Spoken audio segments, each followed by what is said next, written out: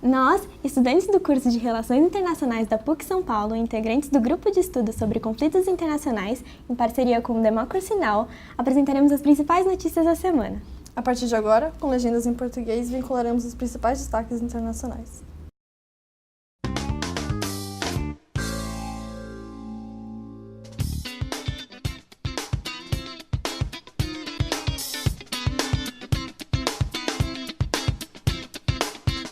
From Pacifica, this is Democracy Now! Russia's doing it, and if China's doing it, and we're adhering to the agreement, that's unacceptable.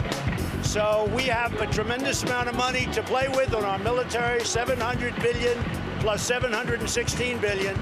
So Russia has not adhered to the agreement, so we are going to terminate the agreement and we are going to develop the weapons. President Trump announces the U.S. will pull out of a landmark nuclear arms pact brokered with Russia more than 30 years ago. Now Russia's threatening to retaliate. Could this spark a new arms race? We'll speak with nuclear disarmament expert Daryl Kimball in Washington, D.C. Then the New York Times exposes a Trump administration memo which they say would define transgender out of existence. We'll speak with ACLU attorney Chase Strangio. Then to the ongoing siege in Gaza after 130 Palestinians were injured Friday while protesting the ongoing Israeli occupation and demanding the right of return. Israel's implemented a zero-tolerance policy towards protesters in Gaza. The agenda is not only to overcome Palestinian opposition to their oppression, but also to silence Israelis and to silence the international community. So it goes further, right? You know, if an Israeli is against occupation, she or he must be traitors. We'll speak with Haggai Elad of the Israeli human rights group B'Tselem, who officially testified in front of the UN Security Council for the first time last week. All that and more coming up.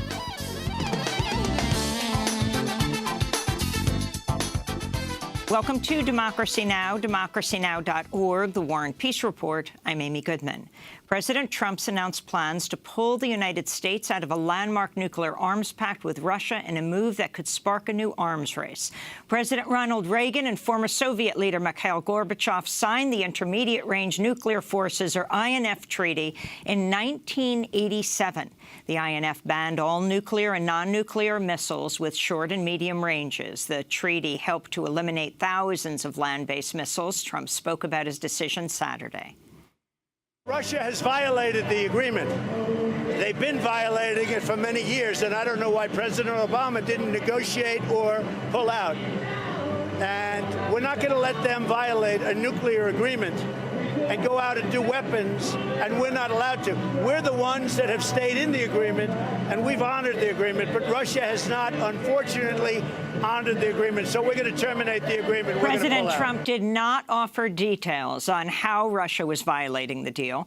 Over the years, Russia has also accused the U.S. of violating the agreement by deploying missiles in Romania. National Security Advisor John Bolton, who's advocated against the treaty, is now in Moscow for talks with Russian Foreign Minister Sergei Lavrov and President Vladimir Putin. China and France spoke out against the move, with the Chinese Foreign Ministry saying, quote, the document has an important role in developing international relations in nuclear disarmament and in maintaining global strategic balance and stability. We'll have more on the U.S.-Russia treaty after headlines with Director of Arms Control Association Daryl Kimball. The New York Times reports the Trump administration is attempting to eliminate the rights of transgender people by creating a narrow legal definition of gender. Citing a government memo that it obtained, the Times reports the Department of Health and Human Services has undertaken an effort across several government agencies to establish a definition of sex under Title IX, the federal civil rights law that bans discrimination on the basis of sex. That definition would be either male or female, unchangeable, and determined by the genitals a person is born with. The proposal, if enacted, would reverse the expansion of transgender rights that took place under President Obama. Responding to the Times article, hundreds of LGBT activists rallied in New York's Washington Square Sunday night. Groups plan another demonstration today in D.C. We'll have more on the story later in the broadcast with the ACLU attorney Chase Strangio. The government of Saudi Arabia has admitted for the first time Saudi journalist, Washington Post columnist Jamal Khashoggi is dead. The admission on Friday came after weeks of Saudi denials and shifting narratives on the whereabouts of Khashoggi, who entered the Saudi consulate in Istanbul October 2nd and was never seen again. The Saudis now say Khashoggi was killed in a fistfight inside the consulate and that 18 Saudis have been arrested in connection with his death. President Trump on Friday said he found the claim credible, but later shifted his statements as lawmakers from both parties blasted the Saudi claims. This is Tennessee Republican Senator Bob Corker, chair of the Senate Foreign Relations Committee, speaking on CNN Sunday. It's just not a credible story for somebody to walk in with 15 other people and get into a fist fight and lose their life. It's my sense, and I don't know yet, but based on the intel that I've read, based on the other excerpts that I've read, it's my thinking that MBS was involved in this, that he directed this, and that this person was purposely murdered. President Trump later told the Washington Post their stories are all over the place, but Trump's continuing to resist growing calls in Congress to cut off U.S. weapons sales to Saudi Arabia. And President Trump has questioned whether the killing was ordered at the highest levels of Saudi government. Saudi state media reports both King Salman and Crown Prince Mohammed bin Salman called Jamal Khashoggi's eldest son over the weekend to express their condolences. Saudi Foreign Minister Adel al-Jubeir offered this account of the killing on Fox News. First of all, we're not an authoritarian government. We're a monarchy. We have our checks and balances. We have our systems. The individuals who did this outside the scope of their authority. There obviously was a tremendous mistake made, and what compounded the mistake was the attempt to try to cover up. That is unacceptable in any government. These things unfortunately happen. Turkish officials say Khashoggi was tortured, murdered, dismembered by a squad of 15 Saudi hitmen shortly after entering the Saudi consulate in Istanbul October 2nd. New Turkish surveillance video obtained by CNN shows a body double emerging from the consulate just hours after Khashoggi entered the building, apparently wearing the clothes taken off Khashoggi's body, but with mismatched shoes. Turkish President Recep Tayyip Erdogan has promised to reveal the findings of an investigation on Tuesday. This comes as Treasury Secretary Steve Mnuchin is traveling to Saudi capital Riyadh this week, where he's meeting with senior Saudi officials at an anti-terrorism center run jointly by the U.S. and Saudi Arabia. Mnuchin had told reporters last week it was premature to even discuss sanctions at this point. Meanwhile, a new report by the New York Times details an online campaign ordered by Crown Prince Mohammed bin Salman to monitor and attack what he considered to be dissident Saudi voices on Twitter. As part of the effort, trolls would harass and silence critical voices, including Jamal Khashoggi's posts critical of Saudi Arabia's military attacks in Yemen would be reported as sensitive, which can result in the posts being removed by Twitter. The report also details the grooming of a Twitter employee, Ali Azabara, who was convinced by the Saudis to access a number of target Twitter accounts. Al-Zabara was fired by the tech giant in 2015. And the New York Times reports the U.S. consulting firm McKinsey & Company carried out research that the Saudi government used to target dissidents. In Afghanistan, voters turned out in large numbers to vote in the country's parliamentary elections over the weekend amidst violence and deadly attacks. An Afghan official said 27 people were killed, 100 wounded across Afghanistan on Election Day, including at least 18 people killed by a suicide bomber Saturday as they waited to cast ballots. This comes days after the Taliban claimed responsibility for an attack that killed the top Afghan general Abdul Razik in the southern province of Kandahar, prompting a week's delay for voting in the region. The Pentagon said Sunday U.S. Army General Jeffrey Smiley was shot and wounded in that attack. The top U.S. general in Afghanistan, Scott Miller, was also a target of the attack, but survived uninjured. The summit was a far higher-level meeting than was previously believed. The elections, which were postponed 3 times due to security concerns, saw a record number of women and young people running for the 250 parliamentary seats. Preliminary results are expected in November. In Gaza, Israeli forces shot and injured at least 130 Palestinians on Friday as protesters gathered near the Gaza Strip separation barrier with Israel. Gaza's health ministry says 25 children and 4 paramedics were among the injured. The demonstration was the latest under the banner of the Great March of Return, which started March 30th. Israeli forces have killed over 200 Palestinians and injured at least another 18,000, according to Gaza health officials. Meanwhile, Israel's postponed plans to evict 180 Palestinian Bedouins from the village of Khan al-Ahmar in the occupied West Bank to make way for the expansion of 2 nearby Jewish-only settlements. Israel's come under international pressure from the United Nations and the European Union not to demolish the village. Earlier this month, a prosecutor with the International Criminal Court said the planned demolition could constitute a war crime. A migrant caravan making its way to the U.S. border from Central America crossed into Mexico this weekend amidst ongoing threats by President Trump. Hundreds became stranded on a border bridge between Guatemala and Mexico as fences blocked their entry into Mexico, with some spending the night on the open-air bridge.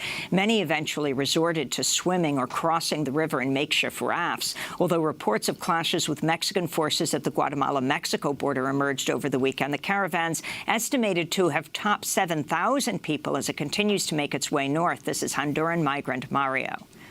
We asked the government of this country to give us a hand, to allow us through. It's very complicated in our country. Honduras is complicated. We really don't want to be there. That's the truth. The poverty is terrible. We have children in Honduras to support, and there is no work.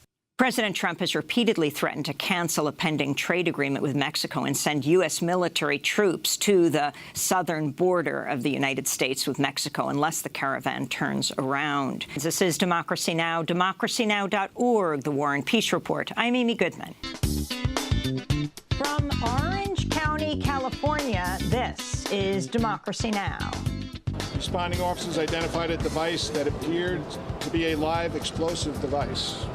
NYPD bomb squad responded, secured the device, and removed it for investigation. Authorities have launched a nationwide investigation after pipe bombs were sent to prominent Democrats, including the Obamas and the Clintons. One device delivered to CNN forced the network to evacuate its New York studios. At a Wisconsin rally Wednesday night, President Trump did not mention the targets and renewed his attacks on the media.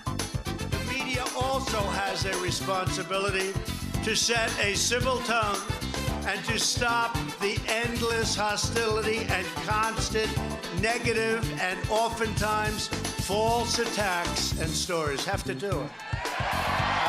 We'll speak with former FBI agent Mike German and Chapman University professor Pete Simi, who studied political violence for decades.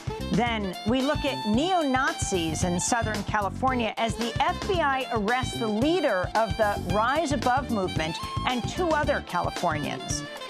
We'll also look at midterm elections less than 2 weeks away as we focus in on pivotal races in Southern California that could determine who controls Congress. And we'll look at a California ballot initiative to expand rent control protections throughout California. All that and more coming up.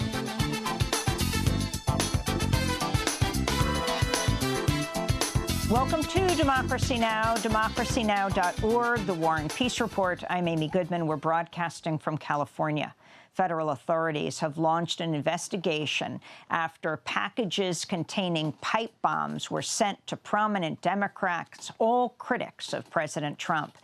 The bombs were sent to President Barack Obama and Michelle Obama, President Bill and Secretary of State Hillary Clinton, George Soros, former Attorney General Eric Holder, Congresswoman Maxine Waters, and former CIA Director John Brennan. Several of the bombs had listed Democratic Congresswoman Debbie Wasserman Schultz as the return address. CNN was forced to evacuate its New York studios in Manhattan Wednesday morning after it received what police described as a live explosive device. It came in a package addressed to Brennan that also held an envelope containing white powder. Police are also investigating a suspicious package found early this morning that was mailed to actor Robert De Niro's restaurant in New York. De Niro's frequently publicly criticized President Trump. No one was hurt in any of the cases. This all comes less than 2 weeks before the midterm elections. On Wednesday afternoon, President Trump called the attempted bombings despicable acts. The full weight of our government is being deployed to conduct this investigation and bring those responsible for these despicable acts to justice. We will spare no resources or expense in this effort. And I just want to tell you that in these times, we have to unify. We have to come together and send one very clear, strong, unmistakable message that acts or threats of political violence of any kind have no place in the United States of America. At a campaign rally in Wisconsin last night, Trump did not name any of the Democrats targeted. Trump did call on the media to stop what he called its endless hostility and constant negative and oftentimes false attacks. He didn't say a bomb was sent to CNN. Just last week, Trump praised Montana Congressmember Greg Gianforte for body slamming a reporter, for which Gianforte pleaded guilty to criminal assault. Trump has called the news media the enemy of the American people, often singling out CNN. Trump has assailed Congressmember Maxine Waters as low IQ. He led the birther movement questioning Barack Obama's citizenship and once said, quote, Second Amendment people could take matters into their own hands if Hillary Clinton was elected president. On Wednesday, New York City Mayor Bill de Blasio said such angry political rhetoric is inspiring violence. To all public officials of all partisan affiliations, don't encourage violence. Don't encourage hatred. Don't encourage attacks on media. You could disagree, but you have to show respect for people and air your disagreements peacefully. So, unfortunately, this atmosphere of hatred is contributing to the choices people are making to turn to violence.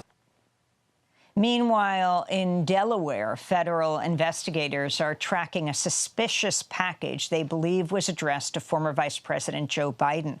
Authorities said it remains unclear if the devices were operable bombs or designed to look like bombs. We'll have the latest on this developing story after headlines. Meanwhile, here in Southern California, the leader of California's neo-Nazi gang, the Rise Above movement, was arrested Tuesday at Los Angeles International Airport. Robert Rundo was reportedly picked up in Central America, sent back to L.A. Rundo faces charges of plotting riots and inciting violence for his role in a range of attacks in 2017, including the deadly Unite the Right rally in Charlottesville, Virginia, last August. 3 other members of the group were charged alongside Rundo, though one remains at large. The men are accused of participating in violent attacks as well as using the internet to incite violence ahead of various events. The group publicly documented their attacks as a recruitment tool. Earlier this month, 4 other members of the Rise Above movement were indicted on riot charges. Rundo reportedly left the United States for Mexico, then Central America, following the 4 indictments. In Saudi Arabia, Crown Prince Mohammed bin Salman spoke publicly for the first time Wednesday about the murder of Saudi journalist Jamal Khashoggi, the Washington Post columnist. He was speaking at the Saudi investment conference in Riyadh, dubbed Davos in the desert. First of all, the crime was really painful to all Saudis, and I believe it is painful to every human in the world. It is a heinous crime that cannot be justified. Today, Saudi Arabia is carrying out all legal things to finalize the investigation, to cooperate with the Turkish government, and to present the perpetrators to the court and take their judgment. Saudi Arabia's top prosecutor said Thursday Jamal Khashoggi was killed in a premeditated act. It's the latest change in the Saudi narrative over Khashoggi's death, reversing an early Saudi statement that Khashoggi died in a fistfight when he went inside the consulate. The Saudi royal family has denied involvement, instead scapegoating a number of Saudi agents who they say are responsible for the murder. Turkish authorities maintain Khashoggi was tortured, killed, and dismembered in a premeditated operation organized by Saudi government officials. Meanwhile, the Washington Post reports CIA Director Gina Haspel has listened to the audio tapes of Khashoggi's murder during her trip to Istanbul this week. During Senate confirmation hearings this year, the main controversy over Haspel was her decision in 2005 to order the destruction of videotape showing CIA torture at a black site in Thailand, which she oversaw. In Madrid, Spanish Prime Minister Pedro Sanchez resisted calls Wednesday to cut off arms sales to Saudi Arabia, saying the sanctions would cost thousands of Spanish workers their jobs. Last month, the Sanchez government reversed course after initially promising to cut off weapons sales over Saudi-led attacks on Yemen that have killed thousands of civilians. As Sanchez spoke to lawmakers, protesters gathered outside the Spanish parliament. This is Amnesty International's Isabel Mendoza. They must stop exporting more arms to Saudi Arabia because, as our banner says, they are arms that kill. The decisions the government takes will kill hundreds of thousands of civilians in Yemen. Furthermore, arms are being sold to a country that at the moment is violating every human rights and international humanitarian law. In Paris, French President Emmanuel Macron vowed that as long as he's in office, France will continue to sell weapons to the Saudi kingdom.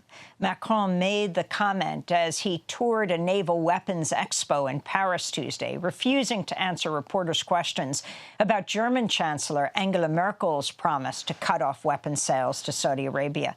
Meanwhile, Iranian President Hassan Rouhani has weighed in on the ongoing crisis around Khashoggi's murder, saying of Saudi Arabia, quote, "I don't think that a country would dare commit such a crime without the protection of America." President Rouhani went on to address the situation in Yemen. How could it be possible that a nation the size of Yemen can be under bombardment for many years and now facing collapse without the backing of America? If there was no American backing, would the people of Yemen still have faced the same brutal bombing?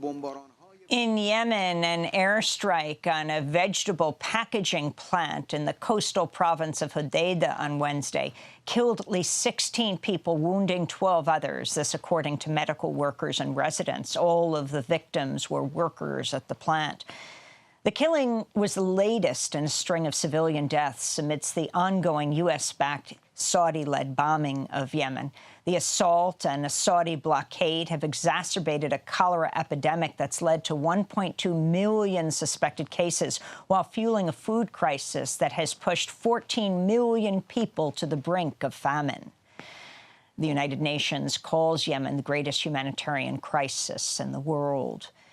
In the Western Pacific, Super Typhoon Yuta slammed into the U.S. territories of Guam and the Northern Mariana Islands on Wednesday as a dangerous Category 5 storm with sustained winds of 180 miles per hour. Yuta is the strongest storm on record this year and one of the most powerful ever to hit U.S. territory. This is Joey San Nicolas, the mayor of Tinian and Aguigan in the Northern Mariana Islands. I can report to you that Tinian has been devastated by Typhoon Yuta. Many homes have been destroyed. Our critical infrastructure has been compromised. We currently have no power and water at this time. Our ports at this time are inaccessible, and several other points within the island are inaccessible. The Northern Marianas are home to over 50,000 people. Residents have been warned they may be forced to spend weeks or months without electricity or running water. Super Typhoon Yuta is making its way towards Asia and is expected to hit the Philippines and Taiwan later this week. Climate scientists warn global warming is raising ocean surface temperatures and driving more powerful storms. New York is suing ExxonMobil for deceiving shareholders over the financial risks of climate change. The lawsuit charges Exxon misled investors over the value of its oil reserves, failing to account for future regulations on carbon dioxide emissions. The suit comes after a 3-year investigation by the New York Attorney General's office. In 2015, a damning report by Inside Climate News and the Los Angeles Times revealed Exxon knew that fossil fuels contributed to climate change as early as the 1970s, but did not take any action, even as it covered up the science. In environmental news, European lawmakers have voted to ban single-use plastics in an effort to reduce ocean pollution. The ban includes plastic cutlery, straws, and disposable plates, and would take effect starting in 2021. This is EU lawmaker Frédérique Ries. Quels sont les objets qu'on a le plus retrouvés sur nos plages? What are the objects we have most often found on the beaches? That's single-use plastic. And secondly, are there inexpensive alternatives that are accessible? If that's the case, then we'll change. It's not complicated. It's disfiguring our beaches, it's killing our oceans, it's killing animals. It ends up in fish's stomachs and kills them. And at the end of the day, it ends up inside our bodies. There's an impact on human health. There are alternatives which exist, which are not expensive and are often European. So we just change things. The regulations still have to be approved by individual governments before becoming law. The New York Times is reporting President Trump routinely uses the unsecured iPhone to talk to friends and business partners, despite warnings from intelligence officials that Chinese and Russian spies are listening in China. Reportedly analyzes Trump's conversations to understand the motivations driving the escalating trade war between the two countries. Anonymous sources who spoke to the New York Times said they do not believe Trump discusses classified information on these calls, saying he, quote, rarely digs into the details of the intelligence he's shown and is not well-versed in the operational specifics of military or covert activities. In election news, a federal judge has ordered Georgia to stop rejecting absentee ballots because of mismatched signatures. Wednesday's order came in response to 2 lawsuits claiming that election officials in Gwinnett County rejected nearly 1 out of 10 mail-in ballots because of alleged mismatched signatures, incomplete forms, or missing residential addresses. More than 60% of Gwinnett County's residents are Latino, Black, or Asian. To see our coverage of voter suppression efforts in Georgia, go to democracynow.org.